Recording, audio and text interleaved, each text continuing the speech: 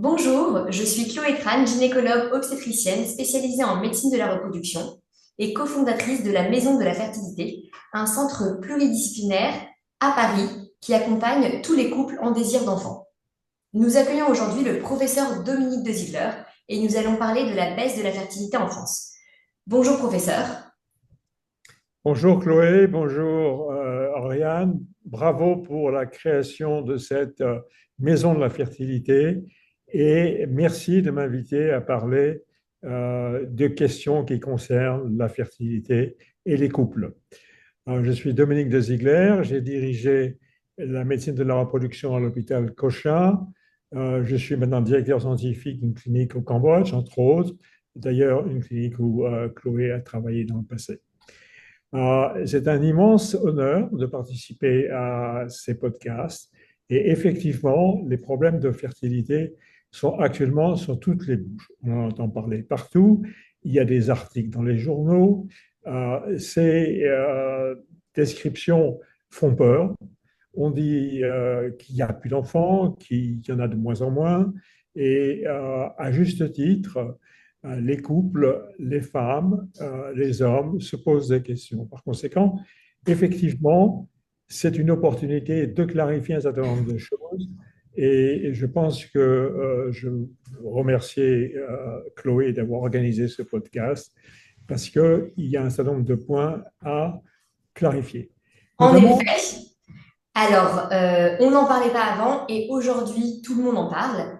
Dites-nous quelle est réellement la signification de ces prédictions sur la fertilité en berne, notamment pour les couples qui vivent en France.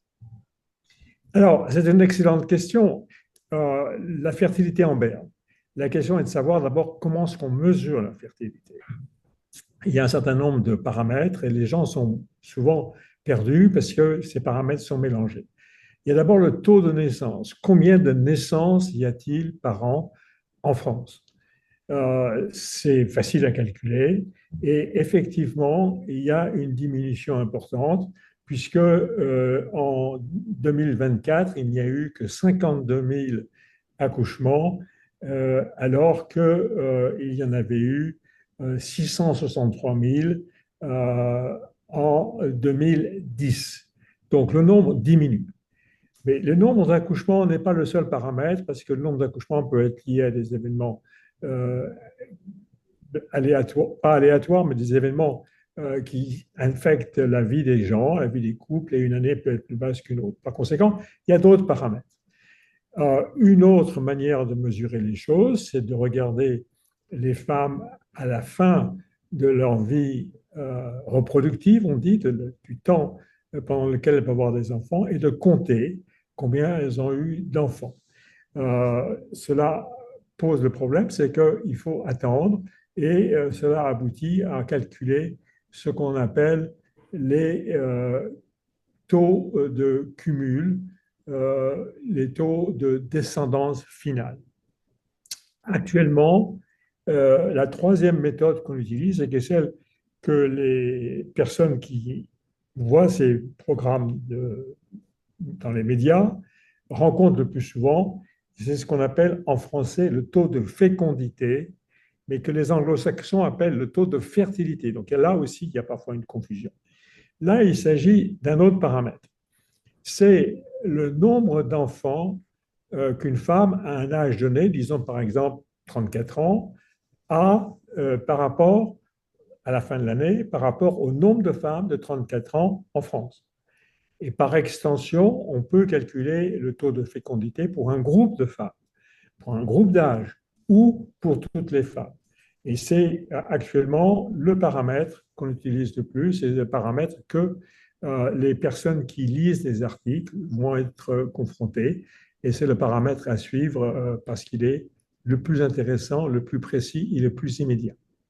Ok, je comprends ce qu'est le taux de fécondité, mais expliquez-moi pourquoi baisse-t-elle en France, notamment chez les femmes de 30 ans, si dans le même temps la population augmente? Alors, c'est une excellente question. Il y a deux choses.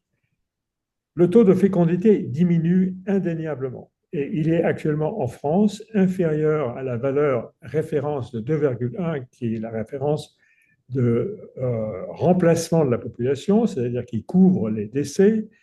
Et en France, il est actuellement d'environ 1,8. Donc, il est largement en dessous. Et pourtant, pendant ce temps-là, la population augmente. À cela, il y a deux raisons. D'une part, il y a une inertie, c'est-à-dire qu'il y a encore beaucoup de personnes qui sont en âge d'avoir des enfants, qui augmentent la population. Et d'autre part, il y a un deuxième phénomène qui est l'immigration. L'immigration, en France, a augmenté. Selon l'INSEE, qui est l'Institut statistique national en France, il est passé de 7% de la population en 2000 à quasiment 11% actuellement. Donc la population, les immigrés augmentent la population en France et de surcroît, ils ont plus d'enfants. Enfin, l'élément le plus important qui fait que la population augmente encore, c'est l'inertie. C'est-à-dire que les gens qui sont là, dans la mesure où la mortalité diminue, sont encore là et sont comptés dans la population générale en France. Effectivement, la population en France a augmenté en dépit du fait que la natalité a diminué. Ce n'est pas le cas dans tous les pays. En Asie, notamment en Corée, notamment à Taïwan, notamment en Chine, il n'y a pas d'immigration et la baisse de la natalité se traduit par un appauvrissement de la population. Il y a un rétrécissement, un ratatinement, si on peut dire, de la population, car il n'y a pas cet effet compensateur. Par conséquent, un jour ou l'autre, si rien ne se fait, mais en fait, un certain nombre de choses peuvent se faire, on en parlera dans une autre occasion, si rien ne se fait, la population va finir par diminuer, et d'abord, elle va vieillir, elle va devenir grise. D'accord, je comprends. Mais alors, expliquez-moi comment la fertilité baisse chez les femmes. Alors, la fertilité baisse chez les femmes, et notamment en France, euh, pour deux raisons principales. La première, c'est qu'il y a un certain nombre de personnes, un certain nombre de couples, on met toujours la faute sur les femmes. En fait, il faut parler des couples. Un certain nombre de couples qui ne désirent pas d'enfants, et ce nombre augmente.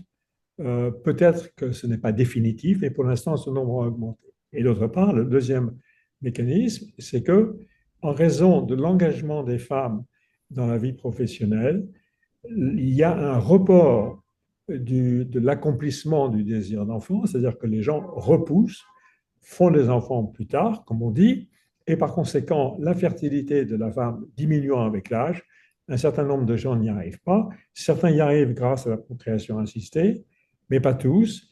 Et par conséquent, il se crée ce qu'on appelle un baby gap en anglo-saxon, c'est-à-dire un décalage entre le nombre d'enfants désirés, la famille désirée et la famille effectivement accomplie. On désire trois enfants, on n'en a que deux, et ainsi de suite. Et dans certains cas, on n'en a pas du tout parce qu'on s'y prend trop tard. Et par conséquent, que peut-on faire? Comment améliorer cette baisse? Alors, la baisse de la fertilité, euh, beaucoup de choses sont à faire. Et on reviendra pour parler de certains sujets euh, qui sont des sujets de mode de vie, de valeur de la vie.